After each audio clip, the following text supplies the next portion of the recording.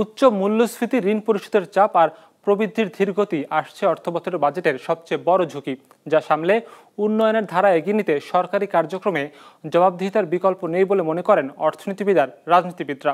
তাদের মতে, দুর্নীতি বন্ধ না করা গেলে বাজেটে যত বরাদ্দই দেওয়া হোক না কেন তা বাস্তবায়ন হবে না।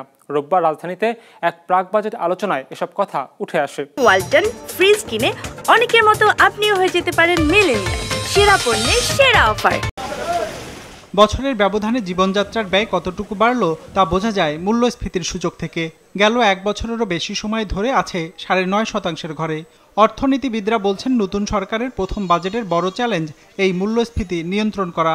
আছে সরকারের ঋণ পরিশোধের চাপেও, যা হুমকিতে ফেলেছে বাংলাদেশের ভালো ঋণ গ্রহীতার সুনাম।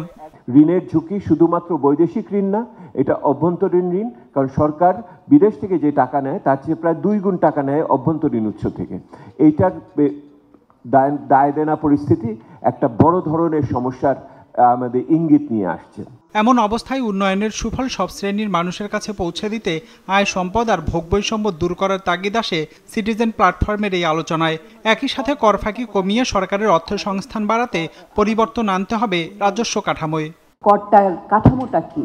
কাঠামোটা হচ্ছে যে প্রত্যক্ষ কর, যে আয়ের উপরে যে কর, সেটা মোট করের 30% আর পরোক্ষ কর, মূল্য সংযোজন কর, আমদানি কর, যেগুলো কিনা প্রগতিশীল না, এটা আপনার আয়ের উপরে আনুপাতিক হারে পড়ে না, সেই করগুলা কিন্তু 70%। তো সেইখানেও একটা পরিবর্তন আনতে হবে। অনুষ্ঠানে বলা হয়, সরকার চলতি বছর মোট দেশজ উৎপাদন বা জিডিপি যে 7.5% প্রবৃদ্ধির লক্ষ্য নির্ধারণ করেছে তা অর্জন করা কঠিন হবে। কেননা প্রথম প্রান্তিকে গড় প্রবৃদ্ধি হয়েছে 4%। এখন লক্ষ্যমাত্রা পূরণ করতে বছরের বাকি সময়ে তা 10% উন্নীত করতে হবে, যা প্রায় অসম্ভব। এমন অবস্থায় মন্ত্রণালয়গুলোকে দুর্নীতিমুক্ত করে জবাবদিহিতা নিশ্চিতের তাগিদ দেওয়া হয় আলোচনায়। ইলেকশন ম্যানিফেস্টোতে বলেছেন দুর্নীতির জিরো টলারেন্স।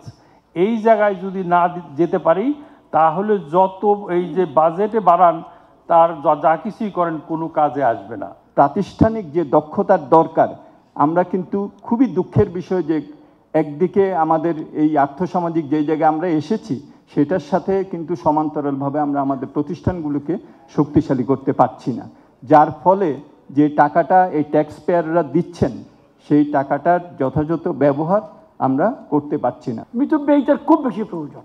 হয় এত অপচয় হবে? যে কোনো ভেরি অর্ডিনারি থিংস, কলমে, কাগজে, সর্বত্র আমি আইসি লট অফ অপচয়। আলোচনায় সামাজিক অবকাঠামোর ভারসাম্য রক্ষা করতে হলে শিক্ষা, স্বাস্থ্য, মানব সম্পদ উন্নয়নে বরাদ্দ বাড়ানোর পরামর্শ দেওয়া হয়। স্বচ্ছতার উপরে রঞ্জিবুল মিজান, বিজনেস রিপোর্ট, মাছরাঙা টেলিভিশন।